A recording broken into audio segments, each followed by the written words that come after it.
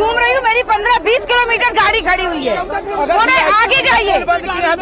भाई VIP क्यों जा रहा है? क्या वो इंसान है? हम इंसान नहीं है क्या? 20 किलोमीटर हुए हैं, निकल नहीं पा रहा है कुंभ में से। क्या ऊपर नेता को दिखाना है कि इतनी भीड़ हम कुंभ में आई है?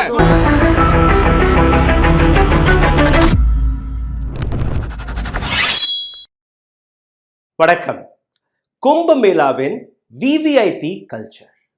இந்த படத்தை மட்டும் பாருங்கள். ஒரு பக்கம் யோகி ஆதித்யநாத், இன்னொரு பக்கம் இந்த நாட்டு ஹோம் மினிஸ்டர் அமித்ஷா அவர்கள். இது கிரியேட் செய்த படம் தான், அதாவது ஒரிஜினல் படம் கிடையாது. ஆனால் இந்த படத்திற்கு பின்னாடி இருக்கக்கூடிய அர்த்தத்தை உங்களால் புரிந்து கொள்ள முடியும்.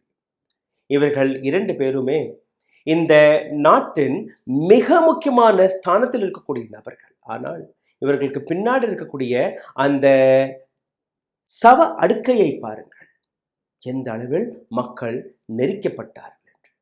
17க்கும் மேற்பட்ட நபர்கள் கும்பமேளையில் இன்னைக்கு நெரிசல் காரணமாக உயிரிழந்திருக்கிறார்கள். 50க்கும் மேற்பட்ட நபர்கள், இது கவர்மெண்டோடைய நம்பர் மட்டும்தான், 50க்கும் மேற்பட்ட நபர்கள் காயமடைந்திருக்கிறார்கள். ஆனால் இந்த அனைத்திற்கான காரணம் இந்த படத்தில் நீங்க புரிந்து கொள்ள இருக்கிறீர்கள். இன்னொரு படத்தையும் நான் காட்டுகிறேன். இந்த படத்தை பாருங்கள். அமித்ஷா அவருடைய மகன் எந்த பொறுப்பில் அங்க போனார், எந்த பொறுப்பில் அவருக்கு இந்த விஐபி ட்ரீட்மெண்ட் கிடைக்கிறது என்று எனக்கு தெரியவில்லை. இன்னொரு பக்கம் அடானி, இன்னொரு பக்கம் நடிகர். ஆனால் யார் இந்த அரசாங்கத்திற்கு ஓட்டு போட்டார்களோ, ஓட்டு போட்டு இந்த இடத்தில் இவர்களை அமர வைத்தார்களோ, அவர்களுடைய நிலை கீழே அந்த நெரிசலில் கொல்லப்பட்டதுதான். இந்த ஒட்டுமொத்த விவகாரத்தை மிகவும் ஆழமாக நீங்க புரிந்து கொள்ள வேண்டும். மகாகும்ப் பிரயாகராஜ் ஒரு யூனிக் கல்ச்சுரல் ஃபெஸ்டிவல். இந்த நாட்டுடைய மிக முக்கியமான அடையாளமாக மகாகும்ப மேளையை ஒரு அரசியல் கட்சி பிரச்சாரம் செய்தது.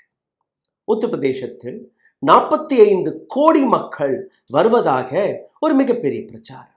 144 வருடத்தில் முதல் முறையாக ஒரே முறைதான் உங்களுடைய வாழ்க்கையிலேயே இதை நீங்க பார்க்க முடியும் என்கிற ஒரு பிம்பத்தை கிரியேட் செய்து 12 வருடத்திற்கு ஒரு முறை இந்த கும்பமேளா நடக்கும். அங்கதான் அந்த பிரயாகராஜ் இருக்கிறது, அந்த கங்கை நதி அங்கதான் இருக்கிறது. வருடந்தோறும் நீங்க எப்ப வேணாலும் போய் தன்னுடைய பாவங்களை கழிக்கலாம்.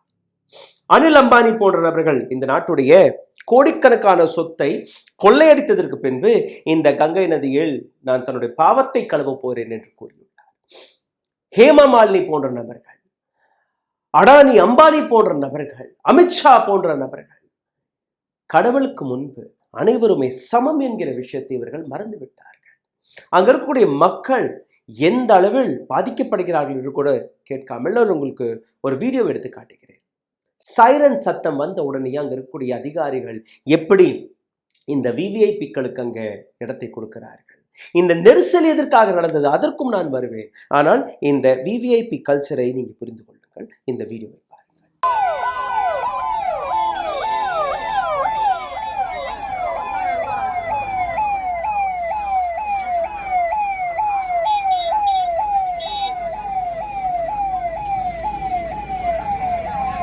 புரிகிறதா?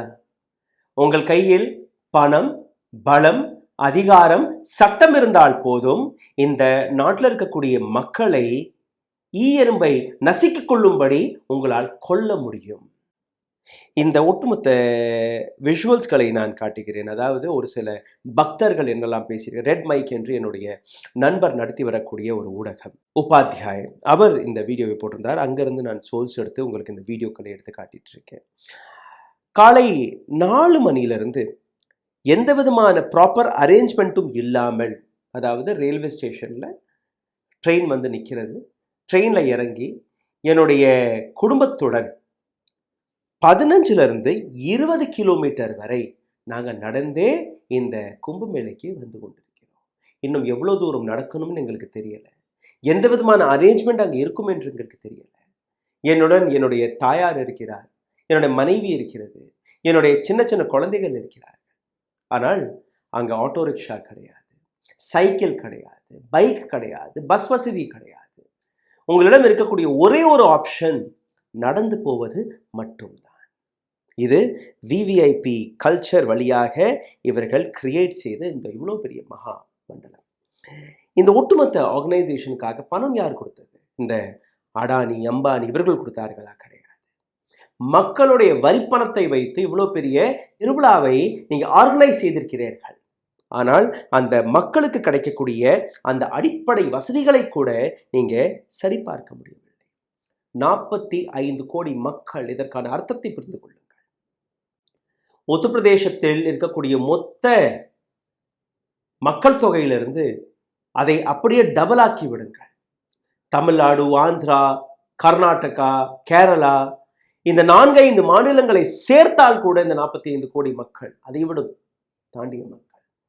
அதாவது இந்த நாட்டில் இருக்கக்கூடிய 40% பாப்புலேஷன் இந்த கும்பமேளையில் தன்னுடைய பாவங்களை கழுவ, தன்னுடைய ஆஸ்தாவை வைத்து, நம்பிக்கையை வைத்து, கடவுள் நம்பிக்கை வைத்து அங்க செல்ல இருக்கிறார்களா? அதற்காக எங்க திரும்பி பார்த்தாலும் மோடி யோகி, மோடி யோகியுடைய பலகை படங்கள், அட்டை படங்கள். எங்க திரும்பி பார்த்தாலும் உங்களுடைய மொபைல் போன்ல இருந்து உங்களுடைய டெலிவிஷன் ஸ்கிரீன் வரை கும்பமேளையுடைய டெய்லி ஸ்ட்ரெயிட் தர்ஷனங்கள். 28க்கும் மேற்பட்ட அங்க இருக்கக்கூடிய சாமியார் அமைப்புகள் அவர்கள் இந்த குற்றச்சாட்டு எடுத்து வைத்திருக்கிறார்கள். இங்க இருக்கக்கூடிய மக்களுக்கு இந்த விஐபிக்கள் தொல்லை கொடுத்து வருகிறார்கள் என்று. ஆனால் யாருமே கேட்கவில்லை. இன்னொரு டிவோட்டி அவர் என்ன பேசினார் என்று அதையும் நான் உங்களுக்கு எடுத்து காட்டுகிறேன். நாங்கள் தான் இந்த வரிப்பணத்தை கொடுத்தோம், எங்களுடைய வரிப்பணத்தை வைத்துதான் இந்த அரேஞ்ச்மெண்ட் எல்லாம் நடக்கிறது. ஆனால் இந்த அரேஞ்ச்மெண்ட் எங்களுக்கு கிடையாது, விவிஐபிக்களுக்கு தான் முதலில் கிடைக்கிறது. இன்னொரு இடத்தில் நீங்க பார்த்தீர்கள்னா இன்னொரு பக்தர் கூறக்கூடிய விஷயம், இந்த ஒட்டுமொத்த இடத்தில் 30க்கும் மேற்பட்ட பாலங்களை, டெம்பரரி பாலங்களை கட்டியிருக்கிறார்கள். எப்பெல்லாம் இந்த விஐபிக்கள் வருகிறார்களோ அனைத்து வழிகளையுமே, அனைத்து சாலைகளையுமே, அனைத்து பாலங்களையுமே செக்யூரிட்டி காரணமாக முடக்கி விடுகிறார்கள். எப்படி? நான் ஒரு சில நிமிடங்கள் நான் அமைதியாக இருக்க பார்க்கிறேன். இவர்களுடைய மொழி உங்களுக்கு புரியாது, ஆனால் இவர்கள் படக்கூடிய இந்த வேதனையை கொஞ்சம் புரிந்து கொள்ளுங்கள். இந்த வீடியோவை பாருங்கள். कि मैं 4 बजे से घूम रही हूँ, मेरी 15-20 किलोमीटर गाड़ी खड़ी हुई है। थोड़े आगे जाइए। भाई वीआईपी क्यों जा रहा है? क्या वो इंसान है? हम इंसान नहीं है क्या? हम पब्लिक को आने थे। 20 किलोमीटर गए हुए हैं, निकल नहीं पा रहा है कुंभ में से। क्या ऊपर नेता को दिखाना है कि इतनी भीड़ हम कुंभ में आई है? किसकी वजह से इतने सारे पुल किनकी वजह से बना है? पब्लिक के पैसे से बना है, और क्यों आने दे रहे हैं? உங்களுக்கு புரிய வந்திருக்கும் எந்த அளவில் அங்க மக்கள் கூட்டம் அலைமோதுகிறது, எந்த அளவில் அங்க இருக்கக்கூடிய பிரசாசனம், அங்க இருக்கக்கூடிய அரேஞ்ச்மெண்ட்ஸ்களை செய்யாமல் விஐபிக்களுக்காக மட்டுமே அங்க அவர்களுக்கு உதவி செய்து கொண்டிருக்கிறார்கள். மக்களை பற்றி ஒரு துளி கூட கவலைப்படவில்லை. இதுல ஒரு சில கீ பாயிண்ட்ஸ்களுடன் நான் இந்த வீடியோ பதிவை முடிக்க இருக்கிறேன். மகா கும்ப ஸ்கேட் நேச்சர், அதாவது கும்பமேளா என்றாலே அங்க கூட்டம் வரும். இன்னைக்கு மகா கும்ப என்று கூறும்போது கோடிக்கணக்கான மக்கள் அங்க திரளுகிறார்கள். ஆனால் அங்க இருக்கக்கூடிய அத்தாரிட்டி விஐபிக்களுக்காக மட்டும்தான் அனைத்து வசதிகளுமே செய்து கொடுக்கிறதை ஒழிய மக்களை பற்றி எந்த விதமான கவலையும் படவில்லை. குருதுவாராவை எடுத்துக்கொள்ளுங்கள், அதாவது சீக்கியருடைய அந்த வழிபாட்டு தலம். அங்க நீங்க பார்த்தீர்கள்னா இது போன்ற விஐபி கல்ச்சர் எல்லாம் கிடையாது. ஏன்னா அங்க போகக்கூடிய நபர்கள், அது அடானியாக இருக்கட்டும், அம்பானியாக இருக்கட்டும், அல்ல பிரைம் மினிஸ்டர் மோடியாகவே இருக்கட்டும், எந்த விதமான விஐபி ட்ரீட்மெண்ட் எல்லாம் கிடையாது. அனைவருமே அங்க சேவை மனத்துடன் தான் போக வேண்டுமே ஒழிய அங்க நீங்க சூத்திரர், நீங்க ஏழை, நீங்க பணக்காரர், உங்களுக்கு ஷார்ட்கட் லைனை கொடுத்துருவோம் அப்படியெல்லாம் கிடையாது. ஆனால் எதற்காக ஹிந்து கோவில்களில் மட்டும் இது போன்ற விஷயங்கள் இருக்கிறது, விஐபி ட்ரீட்மெண்ட் இருக்கிறது. திருப்பதி எடுத்துக்கொள்ளுங்க. திருப்பதிக்கு நீங்க போனீர்கள்னா நீங்க 1 லட்சம் ரூபாய் டொனேஷனாக கொடுத்து பாருங்கள், உங்களுக்கு ஒரு ஷார்ட்கட் வழி. நீங்க 500 ரூபாய் டிக்கெட் எடுத்து பாருங்கள், உங்களுக்கு இன்னொரு வழி. 2000 ரூபாய் டிக்கெட் எடுத்து பாருங்கள், உங்களுக்கு இன்னொரு வழி. சுப்ரபாரதம் டிக்கெட் கிடைச்சா அதுக்கு ஒரு பெரிய லட்டு எல்லாம் கொடுப்பார்கள். 1/2 மணி நேரம் அங்க சாமிக்கு முன்னாடி போய் உட்காரலாம். ஆனால் பணம் இல்லாத மக்கள், வெறும் கடவுளை மற்றும் தரிசிக்க போகக்கூடிய மக்கள், ஒரு அறையிலிருந்து இன்னொரு அறை, இன்னொரு அறையிலிருந்து இன்னொரு அறை. காலையில போய் உட்கார்ந்தா நைட்டு எத்தனை மணிக்கு தரிசனம் கிடைக்கணும்னு கூட தெரியாது. அங்க தரிசனம் கூட உங்களால் பார்க்க முடியாது. இவ்வளோ கஷ்டப்பட்டு அவதிப்பட்டு அந்த சாமியை தரிசிப்பதற்கு கூட அவர்களை விடாமல் தள்ளிவிட்டு கொண்டே இருப்பார்கள். ஜர்கண்டி ஜர்கண்டி ஜர்கண்டி ஜர்கண்டி.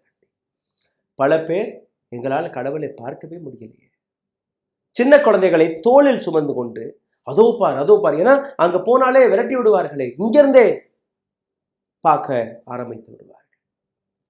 இது இந்த நாட்டுடைய நிலை. வெறும் திருப்பதி மட்டும் கிடையாது.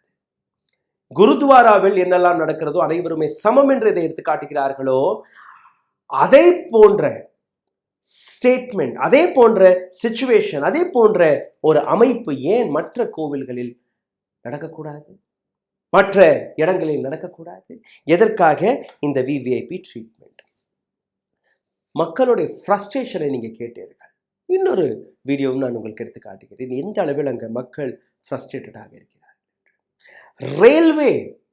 ரயிலில் பயணிக்கும் போது 360 புதிய ட்ரெயின்களை இந்த பிரயாக்ராஜிற்காக திறந்து விட்டிருக்கிறார்கள்.